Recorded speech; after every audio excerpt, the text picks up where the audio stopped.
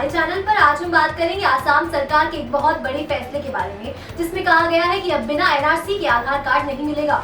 ये पॉलिसी क्यों लाई गई है, इसका मकसद क्या है और इसका क्या असर होगा, इन सब सवालों का जवाब हम देंगे आपको इस वीडियो में। तो चलिए शुरू करते हैं। सबसे पहले जानते हैं कि असम में इलीगल इमिग्रेंट्स का मुद्दा काफी लंबे समय से चर्चा में है। खासतौर पर बांग्लादेश से आने वाले अवैध प्रवासियों की वजह से असम की डेमोग्राफी यानी जनसंख्या का संतुलन काफी बदल गया है। ये भी कहा जाता है कि बड़ी संख्या में बांग्लादेशी प्रवासी यहाँ आकर बस गए हैं। इसी मुद्दे को ध्यान में रखते हुए 2019 में एनआरसी यानी नेशनल रजिस्टर ऑफ सिटीजन की फाइनल लिस्ट जारी की गई थी।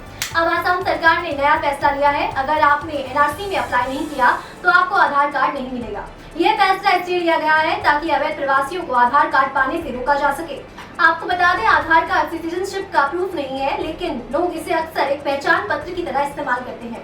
हालांकि आधार कार्ड बिना किसी इंडियन सिटीजनशिप के भी कई लोग गलत तरीके से हासिल कर सकते हैं, जिससे वे भारत में आसानी से रह सकते हैं।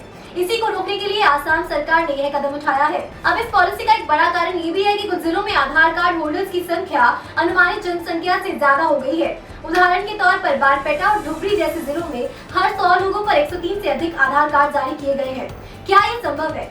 इसी तरह के आंकड़े सरकार को चिंता में डाल रहे हैं। इस नई पॉलिसी के तहत 1 अक्टूबर 2024 से अगर आपको आधार कार्ड चाहिए तो आपको एनआरसी का एप्लीकेशन नंबर और जिला कमिश्नर से नो ऑब्जेक्शन सर्टिफिकेट भी दिखाना होगा। ये इसलिए जरूरी है ताकि ये पक्का हो सके कि आप एनआरसी प्रक्रिया के तहत रजिस्टर हो चुके हैं। एनआरसी सबसे पहले 1951 में आसाम में लागू किया गया था, लेकिन हाल ही में 2019 में इसका अपडेट किया गया था। 3.3 करोड़ लोगों ने इसे अप्लाई किया था, लेकिन 19 लाख लोगों को फाइनल लिस्ट से बाहर कर दिया गया था।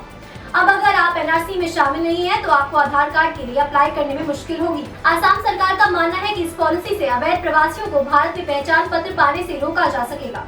इसके अलावा सरकार का कहना है कि बाकी राज्यों को भी ऐसी ही सख्ती अपनानी चाहिए ताकि आधार कार्ड के दुरुपयोग से रोका जा सके।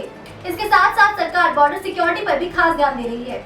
हाल के महीनों में बांग्लादेश से कई अवैध प्रवासी भारत में घुसने की कोशिश कर रहे हैं, इसलिए सरकार अब बॉर्डर सिक्योरिटी फोर्स और इंटेलिजेंस गैदरिंग को और मजबूत कर रही है। 2024 की शुरुआत से अब तक 54 अवैध प्रवासियों को पकड़ा गया है, जिनमें से 45 को वापस उनके देश भेज दिया गया है। बाकी 9 अभी भी भारत में हिरासत में है।